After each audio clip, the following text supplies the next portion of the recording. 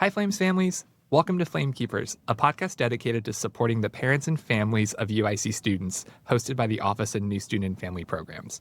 My name is Derek Robert Fuchs, and I'm the Associate Director for Family and Transition Programs. Thank you so much for tuning into this episode. We're excited to continue Flame Keepers, but we've decided to take a different approach to this series and provide episodes to our listeners more on demand. I'd firstly like to thank the Center for Student Involvement and Creative Digital Services for helping us bring this next chapter of Flame Keepers to life. Each episode will be recorded and added to the Flame Keepers playlist on UIC Life's YouTube channel. Listeners will be notified through the Flames Family Hub when new episodes are added. And today we're joined by two amazingly supportive individuals from UIC's Academic Center for Excellence, also known as ACE, to talk about how UIC families can help their students become academically strong and focused this semester. But before we dive into the conversation, I'd like our special guests to introduce themselves. Hello, everyone. My name is Yesenia Villalobos. I'm the Associate Director at the Academic Center for Excellence, and I've been a part of the UAC community as a graduate student and now as a staff member for almost 10 years, 8 years as a staff member, and then 2 years of grad school. So happy to be here. Wow.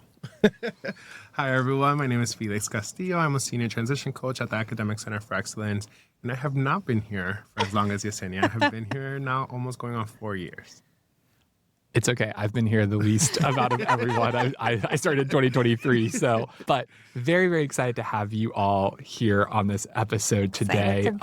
We've worked together previously on the last iteration of Flame Keepers. And so I'm super excited that you want to just continue to provide our families with information about how they can support their students. And, you know, the semester just started, which is, it both feels like it's gone so fast, and then it also feels like it's gone by, slow, like at some 100%. Points. I think we're in like week 4, 5, right? Like somewhere around there. Yes, ending week 5, I believe. Yeah, ending week 5. So we're not quite, like at the beginning of the semester anymore, but, we're approaching midterms. Yes. So, which is a pretty peak time academically for students. Absolutely. And it doesn't matter, if you're a first-year student, a second-year student, third year, our students are going to encounter, midterms in some way, shape, or form. And, this is a very high pressure, or can be a high pressure academic time. And so I'm really excited that we're going to get to talk just about like how our families can, support their students during this,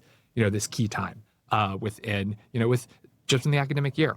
And so, before we start talking just about like anything, how our families can, support, like I would love to center our conversation just about just reflecting, because I think that is probably the most important thing, when we're talking about with our students, how they can be academically successful. They have to like understand, where they've, academically been.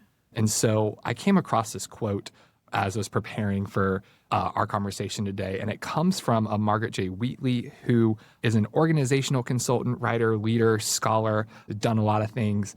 And the quote is pretty simple, but I think it's pretty effective. Where it says, "Without reflection, we go blindly on our way." And so, as folks who are supporting students, on the academic front, how important would each of you say that reflection is just within this process of helping out our students? Yeah, I'd say it's integral. I think it's a step that a lot of students and even just humans in general skip. We go from doing one thing to the next, and we don't take that moment to just kind of breathe and think back, what went well, what didn't. And I think for students, especially our new students who had their first semester of college, who have maybe just figured it out, some who ended fall feeling like they survived it, and some who felt like they really thrived. And so it's taking that opportunity to figure out, okay, what do I need to do differently? What do I want to continue? Where do I see myself in the spring semester? If I didn't ask for help, what does that look like? And so just taking that moment to reflect not only with themselves, but with the people around them. And I think with their families, having taken that Christmas break or that holiday break to reconnect and to just take some time to figure it out, that's a really important moment. But if they didn't get a chance to do that at the beginning, middle of the semester, it's not too late. It's never too late to pause and to look back and to think about, all right, what do I need to shift? And academically, UAC has 1,000,001 resources. I think it can be really overwhelming for our students. It can be overwhelming for our families that are maybe looking at all the different websites, sending tutoring resources and trying to support from afar. And so I think a big piece of advice we give is you don't have to start with 100 things, but even starting with maybe 1 to 2 things that you want to make major changes in academically. So if you didn't do tutoring, picking up tutoring. If you didn't go to office hours, going to office hours, but picking really realistic and attainable goals and sticking with that. And the only way you can find goals is by taking the time to reflect. So yes, I think 100% really important. Yeah, I think to add on to a lot of what Yesenia was saying, as a transition coach, a lot of our work specifically with our first year students in the spring is reflecting. It's realizing what worked, what maybe didn't work, and how do we pivot to just do better, this upcoming semester. So sometimes it is just having to really sit down and think through like what occurred. A part of it is the transition, but there's other things, right? Maybe the lack of resource utilization, maybe just being overwhelmed with the environment, maybe the weather, right? So it's a variety of different factors. And I think the most important is identifying those and then also locating resources to support them in navigating some of that so that it doesn't continue to be the same thing over and over again, but in fact that we are getting addressed, as we kind of go. And for our students who maybe did academically really well and the transition has been amazing for them, right? It's also thinking through like, how do we continue to enhance your experience, right? Whether that is maybe first semester, you were just focusing on school. Now, how do we maybe get you into like a leadership position or organization and continue to develop you as a human, as a person, as a student? And I think a lot of that also comes from reflection. So yes, reflection can be used for students who are maybe not doing so well, but also for our students who maybe are just looking for ways to continue to enhance their experience here.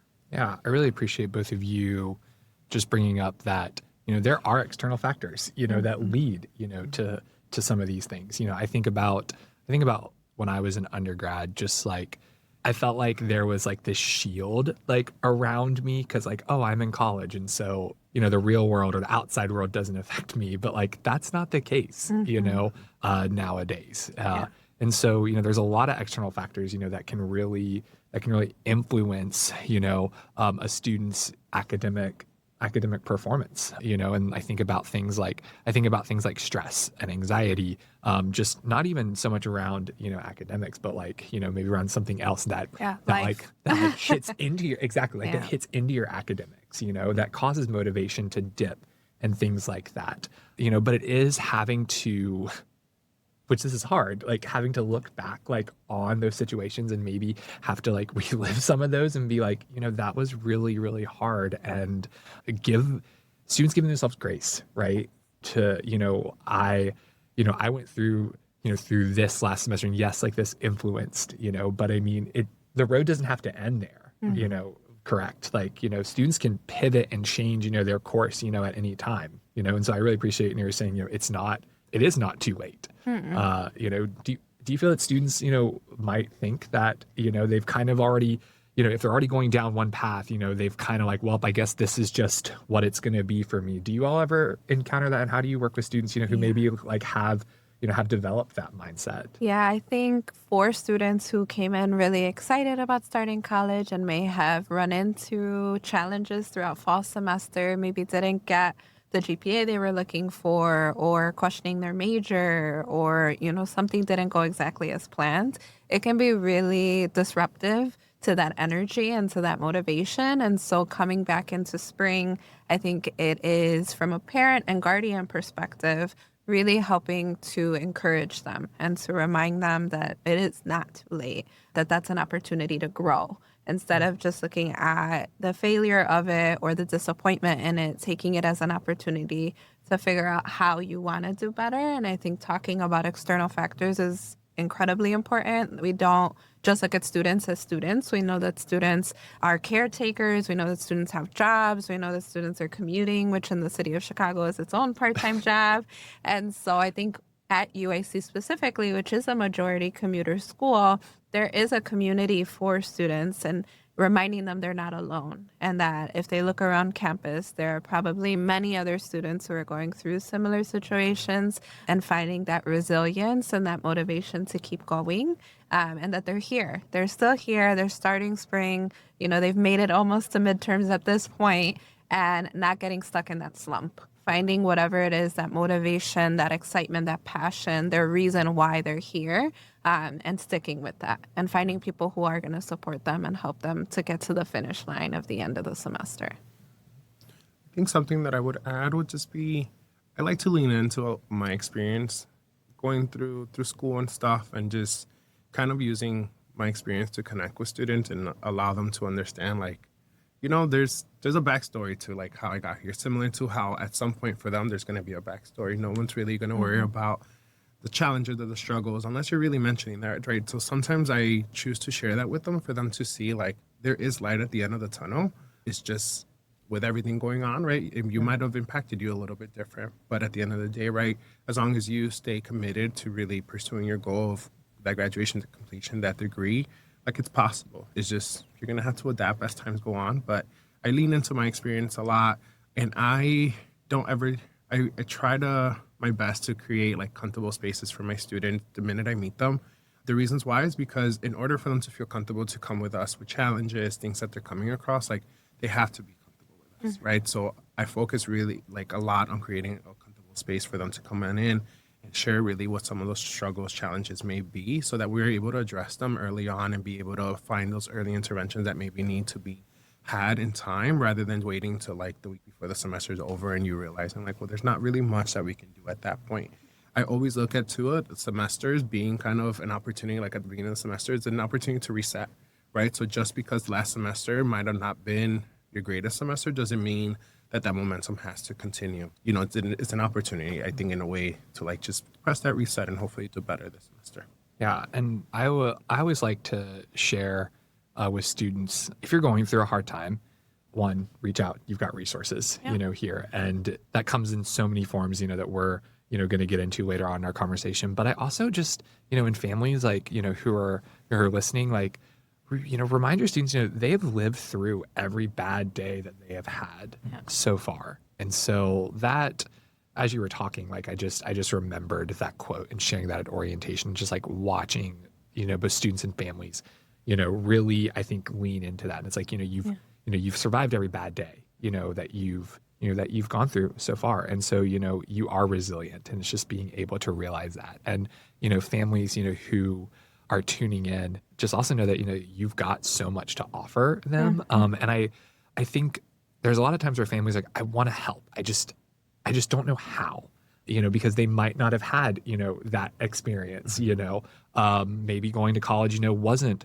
part of their, journey and things like that. So they don't know how to provide, that firsthand support. But families, you've got a lot of life, behind you. You've gone through a lot of experiences, and you've learned things, and you've, grown and developed as people through those, just like, everyone. And so I would encourage you to share those experiences, with your students, where you've learned, where you've grown, a hard time, that you came through, and just see, how that might help, students course correct, themselves. And so, and encouraging them to utilize their resources as always. That is probably one of the biggest things, that we say here at UIC as staff people who are employed by this university. We're like, please, like, utilize the offices and resources that we have for you. And, just speaking of that, you all work in an academic facing unit. I mean, Academic Center for Excellence, so just like out of, we have so many support resources here, for students academically, but like, how can ACE, like, what services can ACE help students, or like provide to students to help them, especially if, right now it's midterm season, so like if a student comes into ACE, like, what are, what support are they going to get? Yes, we definitely see an uptick in traffic during this time. We get a lot of referrals to ACE in preparation for midterms and around finals as well. And we are really lucky to be a part of a larger umbrella of success units called the Office of Student Success and Belonging. And so ACE sits with really good company in terms of working with some staff who are incredible at the things they do. And so ACE is positioned, we have two kind of different wheels of the the car that is ACE. We have our academic skill piece, which I think around midterms is going to be where we see a lot of students coming in. And so we have two incredible academic specialists who work with students around academic skill building, things like time management, test taking strategies, test anxiety, those kinds of things. And so students are able to come in and meet with somebody one-on-one. We host workshops. So we'll have a workshop coming up in April around study strategies, and really excited about that. And so we see a lot of students whose advisors are referring them to ACE. The Disability Resource Center sends lots of students, a lot of our partners, because students are struggling in those areas or feel like from fall, their study strategies from high school maybe are not working. And that's what they implemented in fall, and they noticed that was not the best way to move into spring. And so they can meet with somebody within our unit to talk through those things and to get support. And it's not just a one and done situation. If it's something that they feel like they need ongoing support, they can meet with one of our staff members for as long as they need. And so I think around midterms, we see a lot of like appointments with them. Felix can talk a little bit about his role as a transition coach, but I think they are uniquely positioned because the transition coaching role was created in order to help students throughout all the different kinds of transitions. I think we focus a lot on the transition from high school to college, but we also work with transfer students. We work with graduate students. We work, with students that are transitioning from a rocky fall semester into spring. And so they are kind of experts in all things transition resources and support. And they will help students not only with the academic piece, but I think we approach support and student success from a really holistic lens. And so knowing that you cannot have a student in the academic sense do well if they are not doing well spiritually, mentally, and emotionally. I was going to say, so in these appointments, we're not just talking about academics. So going back to, it all funnels in, and there's things that, influence and affect a student's academics. I love that. Yes. I love knowing that those conversations take place. Yeah. And I think for our parents and families, letting them know that there are people on campus who care about their students in that way. Yes, we want to get them connected to tutoring. We want them to go to office hours. But if somebody notices that your, child is not okay, we care a lot about the work that we do, and we want to ensure that they're getting connected to the appropriate resources and to the right people and to help them navigate that. I don't think any of us got through undergrad or grad school alone. And so I like to remind students, especially because I think there's a misconception when they transition from high school to college, that you've got to be super independent and that people aren't going to help you. I think we hear a lot from high school students, like when you get to college, people aren't going to be, reminding you about assignments, or they're not going to, and there's levels to this. But there are still people who care. Yes. And so while it might be as intrusive as their counselors or their teachers may have been in high school, I think there are still folks here that care about them and their faculty care, and they want them to do well. And so just kind of adjusting to that. So I think ACE focuses a lot on them finding their voice, on learning how to advocate for themselves, because that's not a skill that I think students just all naturally come in with. That's the word right there. It's the advocating, piece, and we've talked about it at orientation. One of the things I say in the first family presentations is, where your student might start to realize that high school and college are different is, you said, more of the intrusive approach to supports, where it's high school, it's supports are always, being thrown at, where in college, you have to go seek that out. You have to start that process, and is that self-advocacy, piece that, that families can really help their students, really master, but it does take time, and it does not go away after college. It's not like you're hey, I advocated for myself in college and, check that box. It's I have to continue to do this, Forever. Yes, you do. But Felix, what? Yeah. If I may add, I think within the transition coach role, aside from the academics, again, we are working with them in a variety of capacities. We're talking about a lot of different things. We're talking about financial aid, making sure that they understand, what their award packet is going to look like. If they have a bill, what are some of their options, whether it is looking for scholarships, whether it is potentially a loan or setting up a payment plan. It's just making sure that they understand all parts of being a student here at UIC aside from just attending class. I think a big one is that self-advocacy. A lot of our first year students do come in here timid like any other student new to the space, very timid, very shy, not really sure what to go because of course there is a lot of resources. So a lot of us is sometimes we're not able to directly be able to support them, but we will connect them to someone who can.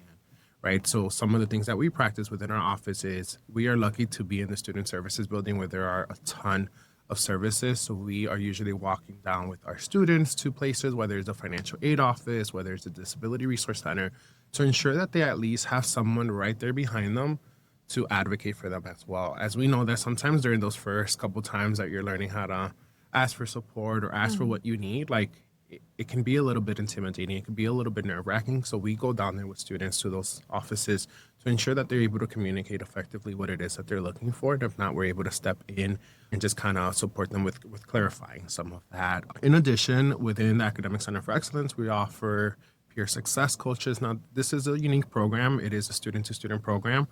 So all of our peer success coaches are current students, ranging from sophomores to seniors, with a variety of different experiences from internships, from study abroad, from other on-campus jobs, from starting their own student organizations. And we see a lot of value in that, right? Because I think nothing beats the student-to-student connection in terms of the way that a student is going to communicate a message to you and tell you just the raw truth of things is not the way a staff member is going to communicate with you, right?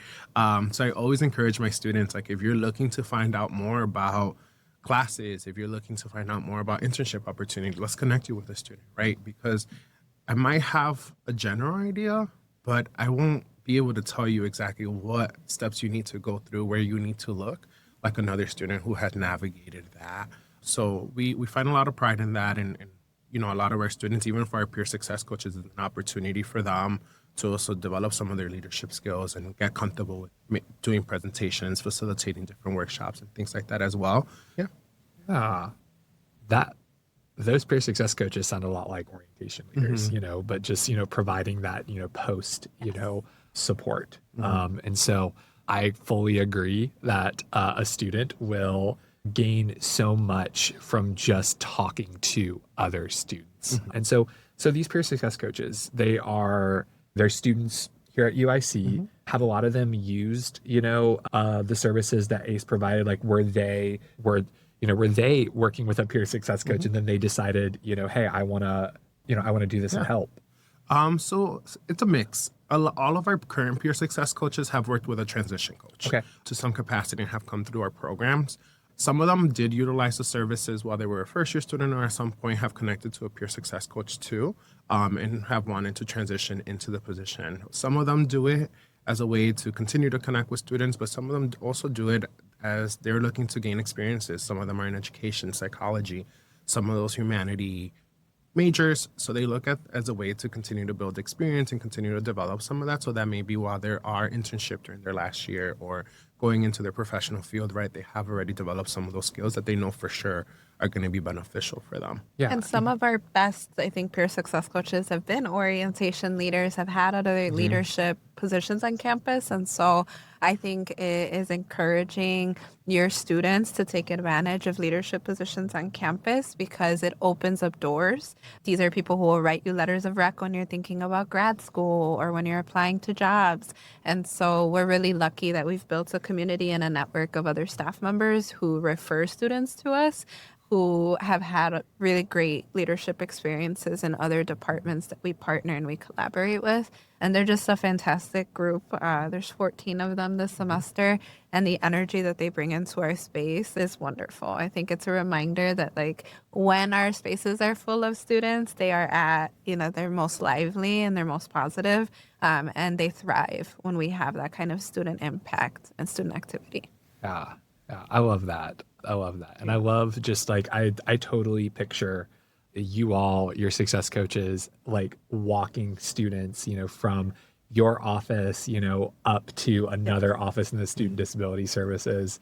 I'm sorry, the student services building. Student disability service is in the student services building, but I love that. Just walking between the floors and helping students, you know, see that there are people here who can help them and, you know, but also understanding that this is intimidating, you know, at first, or it can be.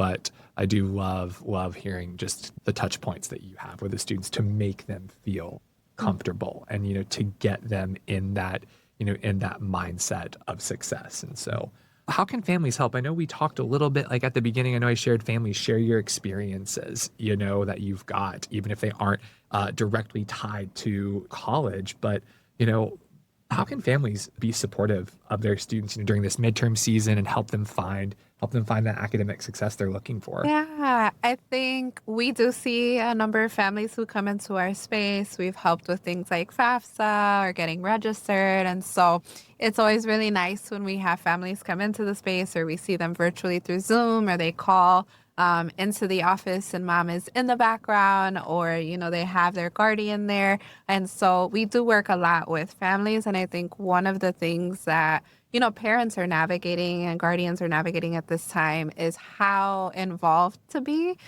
We see a lot of students that are like, I am an adult now. I want my independence. They may or may not be living on campus. So for those of our families who are navigating their students commuting but still living in their homes, it's figuring out how those roles and the relationships change. The boundaries. Yeah. Yes. And the fact that, students are trying to figure out who they are in this space and this place that is very different from high school, no matter where they went. And so I think it's reminding students and families that they are a team. And so while there may be challenges and ups and downs and things, that parents have a really big impact on creating a positive space and an environment, and that they can be their students' biggest cheerleader at this point. That words of encouragement, words of affirmation, they go a long way. It can be as simple as a, good morning text, or a how was your day? How are you doing? Checking in from a place of care. Because I think we often see parents coming into the discussion around midterms during finals wanting to see grades in those pieces. And then that's an important part. But I think where students really need that support is more so helping to motivate and encourage them, especially if they did have a really rough kind of fall semester. They're trying to pick themselves back up. And I think the people around them, their friends and their family, are the ones who help to remind them of their potential when they may be going through that imposter syndrome, where they may be doubting, their place at the university, where they're trying to figure out what they're doing and how to find a community here. And so I think it's the little things. It's the checking in. It's finding the balance, because I think at this point, students will be like, I'm not responding to 20 texts. And so I think that's hard. I will never forget when I dormed, my mom was like, I just need to know you're alive, because if I don't get some kind of confirmation, I am concerned. And so I was trying to live my best life. And now that I'm a mom, I 100% understand, but at the time I did not.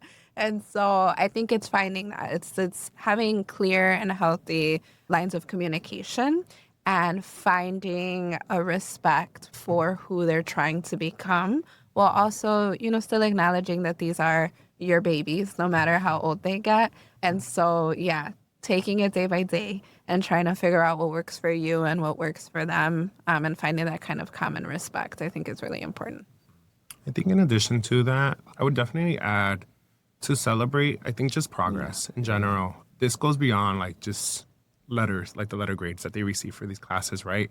But just the progress of being able to complete a semester, right? Because I think that sometimes we get so focused on like the end goal that we forget to celebrate the accomplishment of every semester. Sometimes semesters for students can be really rough, right? To the point where they're questioning their major, to the point where they're questioning even continuing their education. So I think just continuing, to like celebrate just that those small things for students, I think will speak volume. And I think will allow the student to also see your investment in to them wanting to succeed. And I think the other one would be, this goes more first for parents who have their students back at home, because sometimes parents, I hear a lot from students that parents think that they can commit the same amount of time that they were right before when they were going to high school and such. And sometimes that's not the reality of the situation. Sometimes it is that, yes, they may have more free time in terms of not being in class from 7 in the morning to 2, 3 p.m. However, though, their assignments are taking a little longer to complete, right? Having to prepare for exams and things like that does take more time. that they don't have. And I think sometimes we hear a lot from our students just struggling to manage responsibilities back home, and what that looks like while also being a student, because I think sometimes a lot of our parents are under this idea that if you're not in classes every single day, that you have all this free time. So I think it's being flexible and allowing them, again, they're navigating a variety of different things. So they're figuring out to what extent do I want to get involved and things like that. So just allowing them to explore and figure themselves out, I think, in the process of it all, while still kind of being there, for them to lean on it and go back to. I think it's important. Yeah, absolutely. I mean, I look back just on my undergrad years, and I think about how I did not like lean into my family as much because I wanted to be independent. I wanted to be, I got this, but I know there were times where I probably could have, had a more honest conversation with my parents and asked them, for their advice. Because I find myself doing it now. Like Yeah. I'm in my 30s, and there's a lot of things that are happening, like life-wise now. And now I'm asking my parents, like, what does this mean? A big fancy financial term that I don't understand. And so, but you're still a resource, families, for your students, is what I think we're all trying to say, even though that support might look different, and so in honoring, your students' desire, and their abilities, to figure things out, we want to celebrate that. Mhm. We want to celebrate those things that they are becoming more, or they're realizing they're capable, to work some things out, but, still needing your support, in the process. And thank you for mentioning celebrating just the little things, Mhm. Felix. I think that is something I think just even in my personal life that I forget Yeah. to do. And, Yeah. and I think about just college students, even the ones that I employ right now in my office, and, when, they're talking about exams and stuff like that. And so now I'm taking them all yeah, let's celebrate, that you were nervous on that exam, but you did it. Mhm. And, just other little things that really will make the biggest impact. We're about to wrap up our conversation, which is so sad. I feel like we could continue to, talk. We really could. Thank you, Felix and Yesenia, for joining us today. Do you have any final encouragements, for our listeners? Oh, yes. There's all the things, but I think a really big piece is finding grace for yourself in that support role and extending grace to your student and reminding yourself that through even the most challenging times, I think that you're a team. And that if you are listening to Flamekeeper, if you are utilizing these resources, it means that you care. And there are a lot of ways that you can still extend that look different. But, connecting with your student and figuring out what they need from you, and then, respecting that the changes that they might be going through as they complete another academic year into spring. So yeah, trying to find those commonalities. I think sharing your experiences, even if they might be different, humanizing each other, both in that parent and that student role, because this is new for both of you. This is a new role. This is a new time. And so yeah, I think finding grace and extending it is really important. I think just building off of that, I think understanding that progress looks really different. I think in college, one semester, it can be that the student is working on themselves a little bit more, while the other one may be more focused on academics or trying to figure out what route and stuff you want to go. So just, I think, understanding that progress looks different, and it's not, again, based off of the letter grades that they're bringing back home and how they're passing classes. Yes, that's a part of it, but also there's so much more that's going on behind that, right? That maybe the student is trying to figure out truly what they want to do, right? And in the mix of that, it's finding ways to either get involved or put themselves in situations to give them more clarity in terms of what routes or what kind of opportunities that they want to take advantage of. So I think just remembering that ultimately there's so much that a student is going through in their life while they're here, specifically figuring out maybe how to just make decisions for themselves for the first time. A lot of our students are coming in at 17, 18 years old, always having some sort of influence from their parents, where now they're having to make those decisions on their own. So just allowing, your student to lean on you for support, obviously for encouragement for those conversations, but also allowing them, to make those decisions for themselves. Yeah. Yeah. And I would say, just as a final thought, families, you know your students really well. And so you know how to provide, that support for them, or when they're starting to feel anxious and things like that. And so, really utilize the tools, that you've used, to continue to support them. But also, like we're, encouraging our students, to reach out and ask for support. Do not hesitate to reach out and ask for support as well as you're supporting your student. You can always reach out to our office. We have a specific email address that is for our families. It is just famhelp, FAMHELP, at uic.edu. Please send us an email. If you've got a question about anything, or if you just don't know where to begin, if you and your student had a conversation about something and you just need some guidance, we're so happy, to help you get connected, to that resource that, that can both help you and your student find success. And so, but Flames families, I want to just really continue to encourage you to keep up the good work in supporting your students. They could not do it without you. And we are so thankful for the ways in which you have supported your students so far, and the ways in which you are going to continue to support your students throughout the rest of their academic journey here at UIC. We are very excited to continue Flame Keepers this semester. And so just be on the lookout for more announcements about new episodes. And like I said, all recordings are going to be shared to a specific playlist on UIC Life's YouTube page. And when those episodes are added, they will be announced via the Flames Family Hub.